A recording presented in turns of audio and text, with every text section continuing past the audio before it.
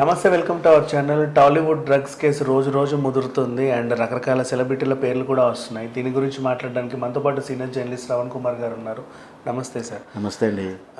Basically ఇప్పుడు ఈయన ఫోన్లో కేపించు కనీసం ఒక 100 కాంటాక్ట్లు 100 తీసుకుందాం.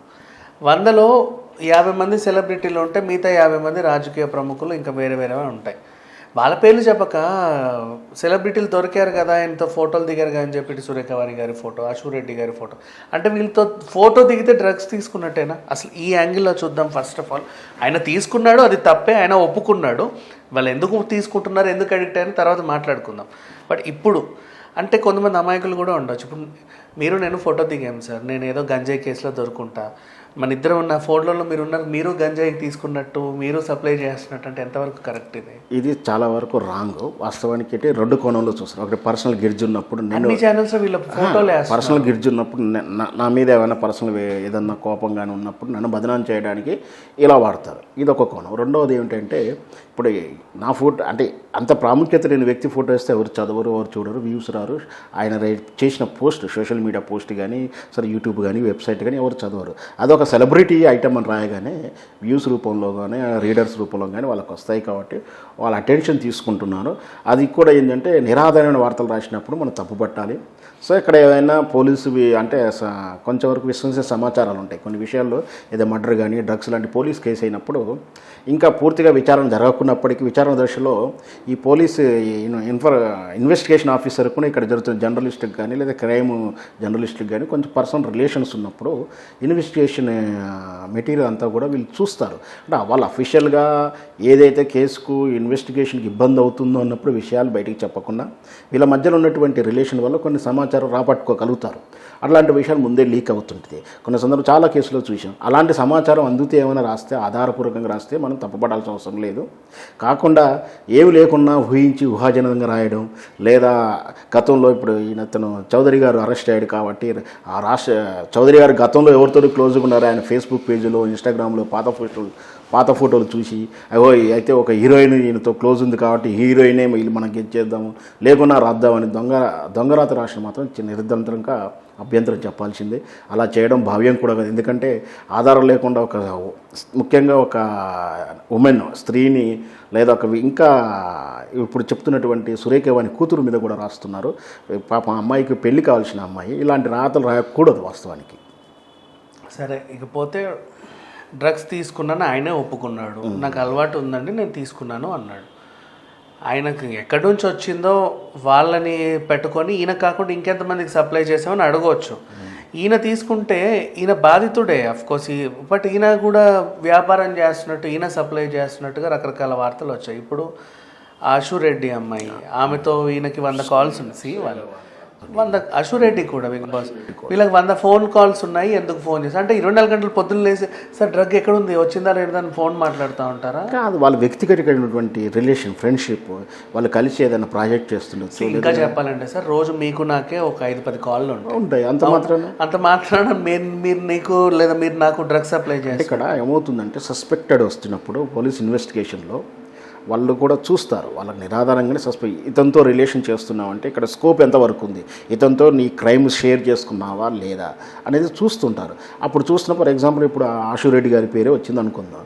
ఈ ఆశురెడ్డి గారికి వీళ్ళకి ఏమైనా మనీ ట్రాన్సాక్షన్ జరిగిందా లేదా నమ్మదగిన అంటే వాళ్ళు చాటింగ్స్ బాక్స్ కూడా తీస్తారు కదా, సెండ్ ప్యాకెట్, సెండ్ సంథింగ్, ఎన్ని గ్రాములు, అలాంటి ఏమైనా చార్ట్ దొరికినప్పుడు వాళ్ళు కూడా నేరంలో భాగంగా భావించవచ్చు. కానీ అలాంటి ఏమీ లేకుండా ఫస్ట్ గెచ్ చేయొచ్చు, తప్పే లేదు. పోలీసు విభాగాలు కానీ లేదా జర్నలిస్ట్ కానీ గెచ్ చేయొచ్చు. ఓహో వీళ్ళు ఉండొచ్చు, వీళ్ళు ఉండొచ్చా, గెచ్ చేయడం తప్పులేదు, విచారించడం తప్పులేదు. విచారణలో సరైన సాక్ష్యాధారాలు దొరికితే మాత్రమే వాళ్ళు ఆరోపించాలి. ఆ విషయాన్ని ఇటు జర్నలిస్టులు కానీ లేదంటే పోలీసు విభాగాన్ని చెప్పాలి. కానీ ఏమీ లేకుండా వాళ్ళంతలో వాళ్ళే ఊహించి కథలు రాయడం అనేది ఒక వ్యక్తిగత జీవితాన్ని మసిపోయడం అనేది తప్పు పద్ధతి. అని సరే, ఇకపోతే ఈయన కూడా డ్రగ్స్ తీసుకోవడం తప్పే. ఈయనతో పాటు చాలామంది కూడా ఎడిక్ట్ అయిన వాళ్ళు కూడా ఉన్నారు. మనం చూసుకుంటే గతంలో కూడా చాలామంది మీద కేసులు అయ్యాయి. కొంతమంది టెస్ట్కి ఒప్పుకున్నారు, కొంతమంది ఒప్పుకోలేదు. వాటెవర్ రకరకాల పరిణామాలు అయితే జరిగాయి.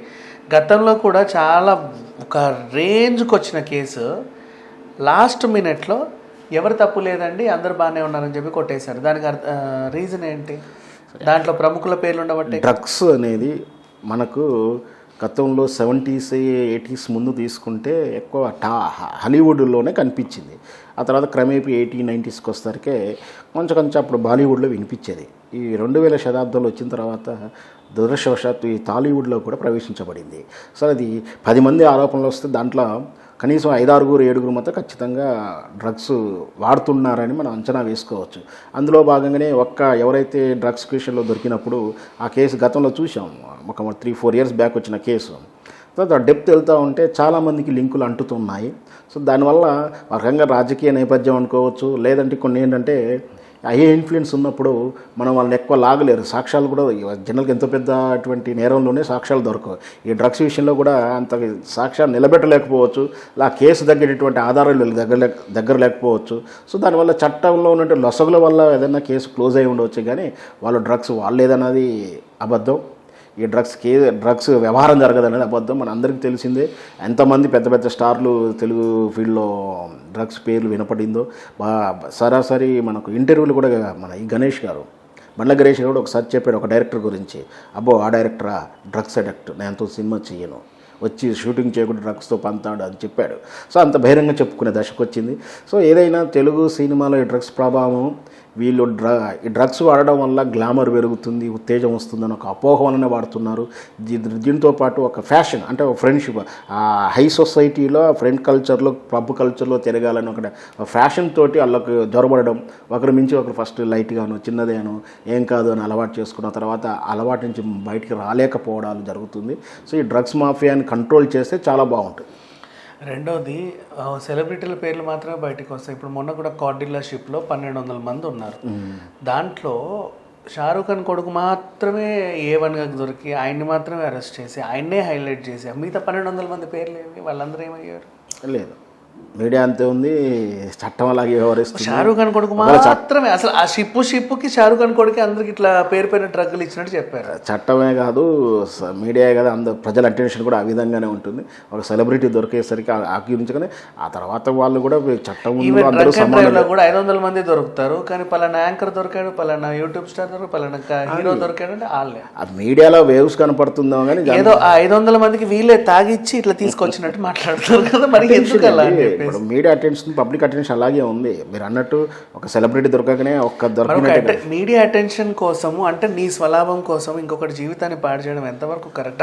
అతను తప్పు చేయలేదని కదా, చేసి ఉండొచ్చు, బట్ దాని మీద నువ్వు ఈగలేరడం. వాస్తవానికి వాళ్ళందరూ నేరం చేసినట్టుగా చూపిస్తుంటారు మీడియాలో, వాస్తవానికి నేరస్తుడనే చూపిస్తుంటారు.